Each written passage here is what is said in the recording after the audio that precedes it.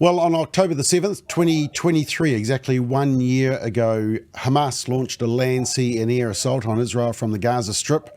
The October 7th attack resulted in more than 1,200 deaths, primarily Israeli citizens, making it the deadliest day for Israel since its independence. More than 240 people were taken hostage during the attack. And the next day, Israel declared itself in a state of war for the first time since the Yom Kippur War in 1973. And the war began with the Israel Defense Forces conducting airstrikes on the Gaza Strip, followed weeks later by the incursion of ground troops and armoured vehicles. Nearly 100 Israeli hostages remain in Gaza, with fewer than 70 believed to be alive. And Israel has experienced attacks, missiles from Iran, Hezbollah, explosive drones from Yemen, fatal shootings and stabbings. On the first anniversary, we go direct to Israel. I was going to say Jerusalem. It's to Israel and to our correspondent there, David Silva.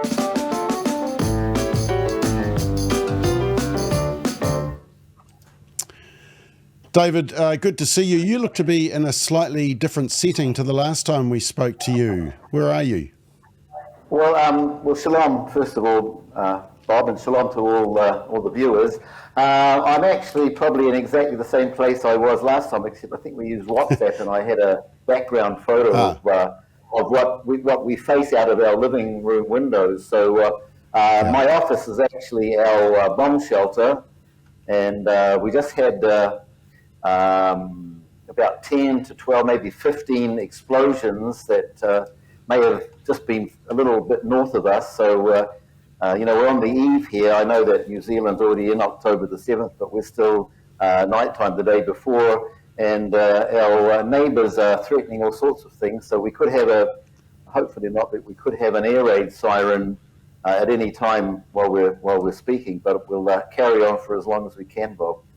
Yeah, I remember that when I spoke to you last time, and it was probably, about 9 months ago, that we were talking about, obviously, what was happening in Gaza, but you were saying where you're based, you're under constant attack from Hezbollah, and it kind of like hadn't really reached the news, but it's true, isn't it?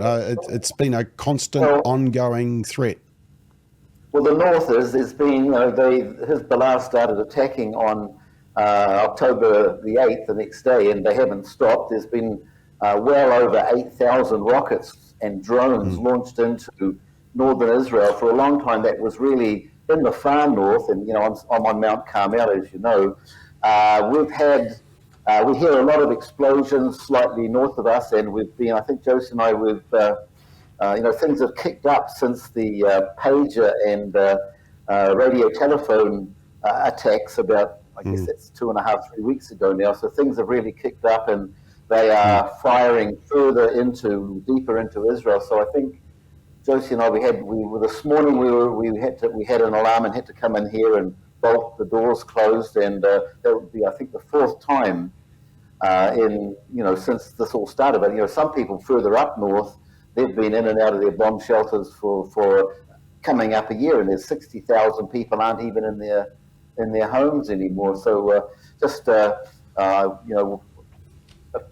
even I think it's still going, but there's a memorial program on television right now on the Israeli news, so it's kind of going over all of the things that happened on October the 7th, just camera shots from the various kibbutzes and from the communities that got attacked. I mean, we've been seeing it constantly for 10 months or for a year, but just seeing it all compacted together for an hour or so, it really impacts you as to the damage that they did down along the Gaza Strip. And, again, up north, the north of Israel is, the major towns are ghost towns. The farms and kibbutzes are all closed down, and a lot of our greenery, the trees up on the Golan Heights, all been burnt by landing missiles and drones. It'll take a long, long time, for Israel to recover from this. Yeah. Hopefully, when it does finish. Yeah, David, one of the media narratives that comes out is that Israel is not united, that there's a lot of division within Israel, that a lot of people disagree with the way Netanyahu has dealt with it. Is that narrative correct? There is a lot of division, but it's kind of not a 50-50 division. I would say particularly since the Iranian attacks and the fact that Hezbollah has really stepped up, and we have most of Gaza under control. But I would say that 65-70% of Israelis really do agree with the goals of the Netanyahu government. Number one, first of all, to retrieve our hostages, but secondly, to end the reign of Hamas in Gaza and the reign of Hezbollah up there in Lebanon. So at this point in time, I would say, and I saw the first official poll since October the 7th, and it said that Netanyahu would be able to form another government if there was an election. So even if they displace him, they'll probably get him back again. Yeah. David, I have to ask you this because it's a common statement that's given, and that is that while October the 7th was atrocious, the response of Israel has been disproportionate. How do you respond to that? Well, it seems disproportionate, particularly the damage that's been done in Gaza, but Hamas won't give up. And what's our options? To cease fire and let them rebuild again. And even today I read that the armies had to go back into central Gaza because Hamas is already re-establishing themselves there. They just, they won't go away. And so any kind of ceasefire will just mean that they'll have a chance to rebuild, and this will happen over and over again. And, really, if you want to blame anybody for what's happening in Gaza and also up there in Lebanon, I would blame the international community, because the international community has never done anything to stop the build-up of these two terror groups whose proclaimed goal and the sole purpose for their existence is the destruction of Israel. So, the thing is, people who disagree with what we're doing, my question will what should we do? Just allow this to happen again and again and again?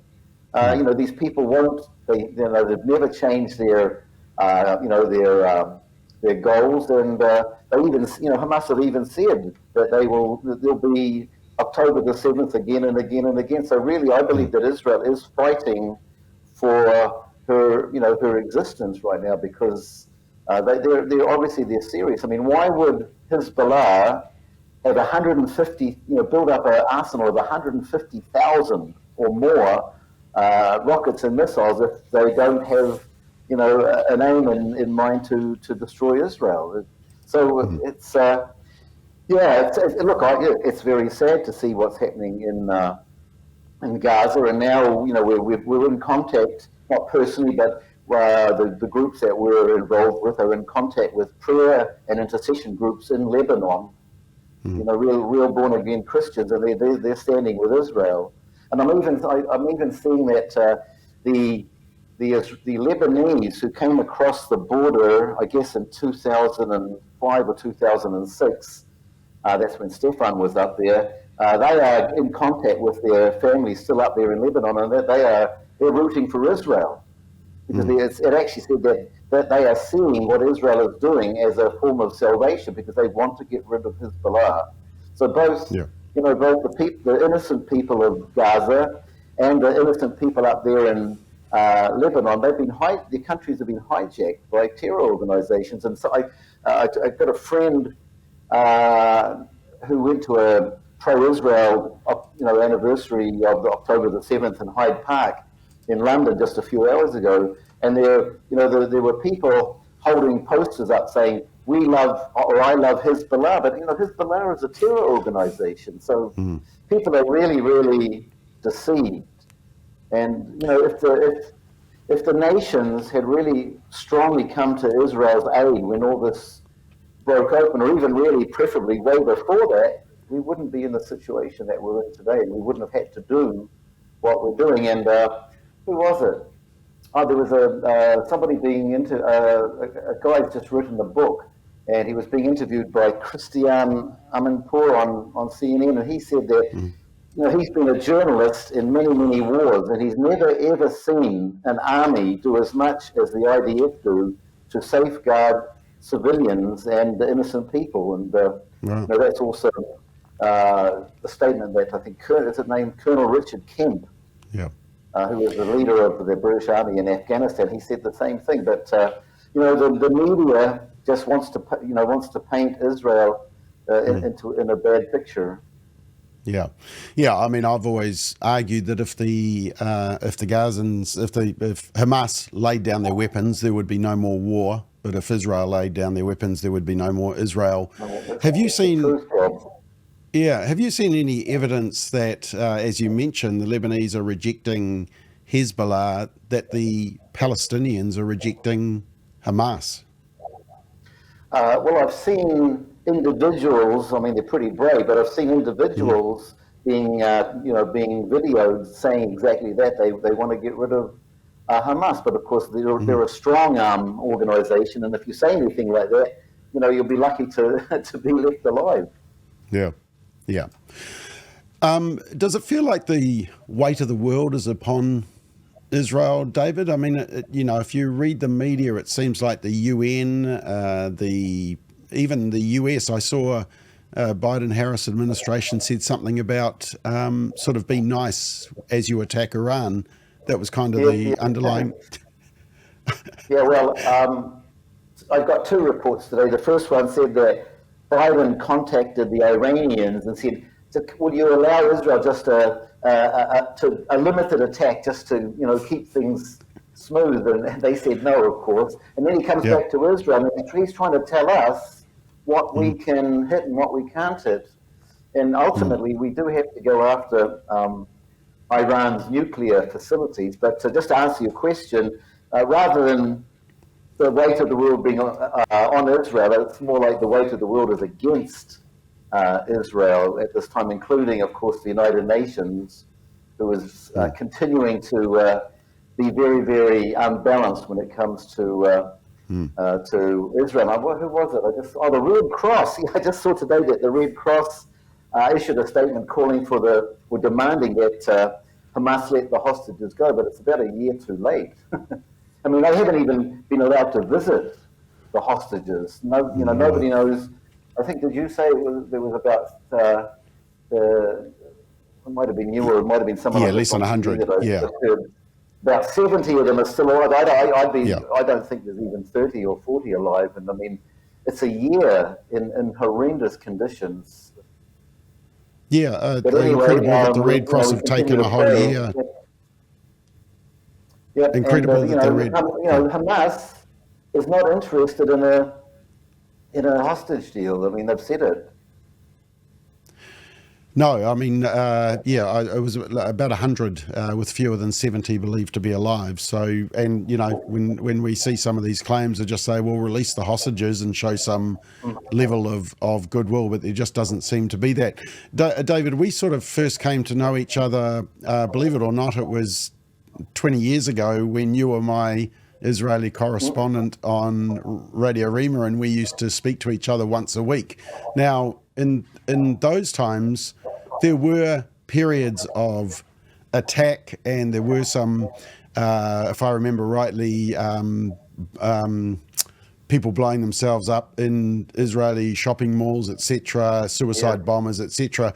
But is the past 12 months greater and more extreme than anything you have seen while living in Israel? Well, I don't know if you heard the news, Bob, but there was a terror attack at the Beersheba bus station today. So that's killed at least one. Another one is in critical condition. But it's constant, Bob. If a week goes by without a terror attack, but it's a miracle. But of course, we're being warned that as much as Israel is remembering and just in mourning really for what happened on October the 7th, our enemies are going to look at it as a day to celebrate. So we're bracing for any kind of action tomorrow, maybe increased rocket attacks out of Gaza, increased attempted terror attacks, which is why Israel's been operating in Judea Samaria, or the West Bank, the Arab towns, almost constantly in Jenin, Hebron, all over the place, just trying to keep this terror down, because it's everywhere, Bob. And people talk about the innocent people in the West Bank or the innocent people in Gaza. There's not many that are really, there are some, but it's not a large number. If they're not involved personally or they're not hiding weapons in their homes, they support what's been happening. And I think in polls that were taken, somewhere around 85% of these people were in favour and agreed that what Hamas did on October the 7th was perfectly acceptable. David, the concern that I have is that Israelis have been under existential threat for so long. It must have a destructive impact on the psyche of individuals and families and parents concerned for their children. I know that your son that you mentioned earlier has been in the IDF.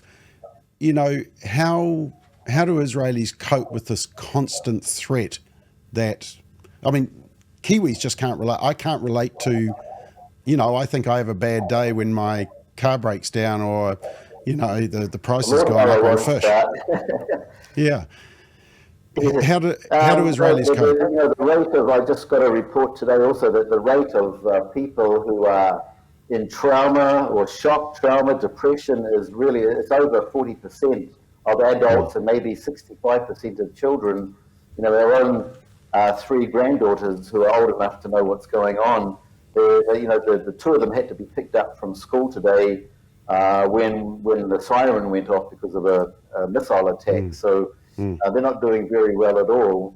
But that's the same for many, many people here in Israel. The ones who, and of course, so many have lost loved ones. On October the 7th or since, and a lot of soldiers have been killed. I think over 700 soldiers have died. So that 700 families have lost a son or a daughter or a father or an uncle, brother, whatever the relationship is. There's almost, I think everybody in the country knows someone who's had a personal loss, and of course there's still the relatives of the hostages who are still in Gaza. Can you imagine how distraught they are? I can understand why they protest the way they do, but they're protesting against the wrong person. They shouldn't be protesting against our government. It's Hamas, because they're not, as I said a few minutes ago. Sinwar has admitted he's not interested in any kind of deal right now, because those hostages, the ones that are alive especially, they're a real trump card for whatever whatever happens in the future. Yeah. David, is there light at the end of the tunnel? We're 1 year on from this horrific attack, and there seemed to be a kind of a bit of a lull in terms of terrorist attacks, and then it just sort of all blew up a year ago today. Is there light at the end of the tunnel?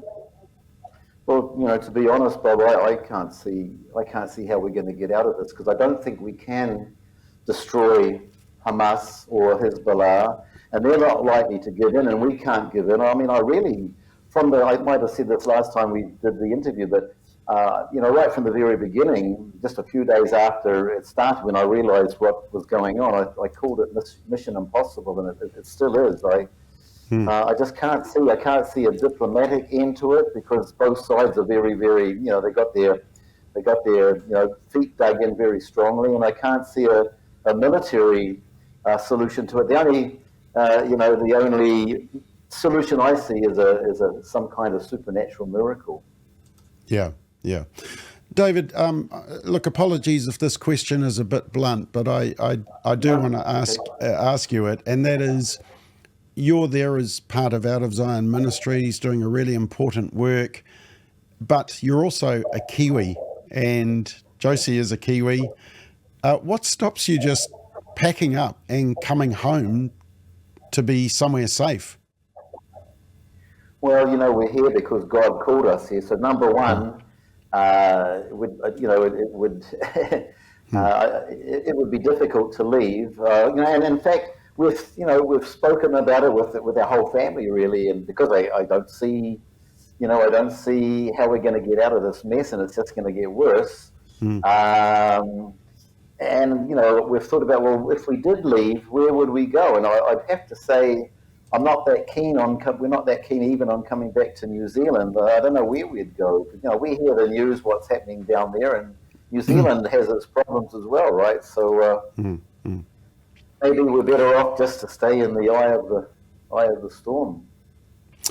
Well, yeah, I knew that would be your answer, David, because I know you, and it is, it's taking a stand. It's a even if type of faith. You're gonna reach out to people and share the gospel, even if there's a cost to it.